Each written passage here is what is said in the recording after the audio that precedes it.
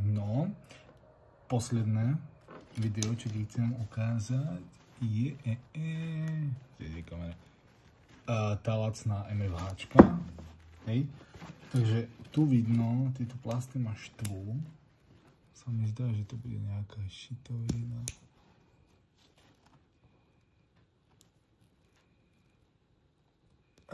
Sa mi zdá, alebo to by mohlo byť. No, dačo tak. Ako nie je to úplná katastrofa, ale to trošku zľakol. Dobre, hej, tak to prepotneš, blablabla. Dám to dáme celé.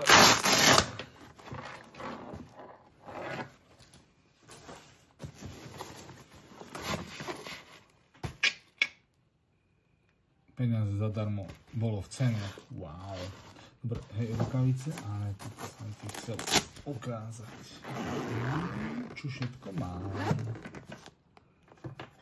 Hej, musíš to rozopnúť a opatrne otvoriť, lebo toto nemám kam dať.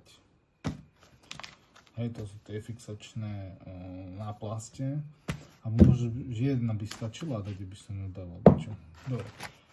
To je ten čo to je modulárny bandage, niečo ako ten Izraelák. A tu mám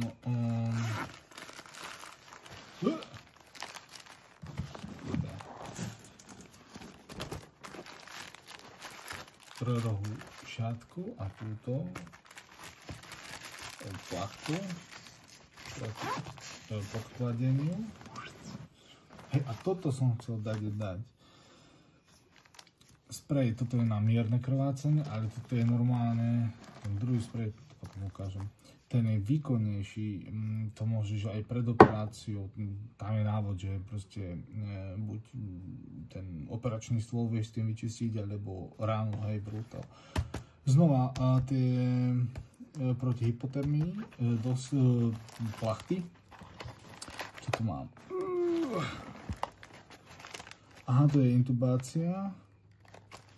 A ešte jeden Izrael. Dobre, a toto, čo v živote nepoužijem. Normálny obväz. Dolu.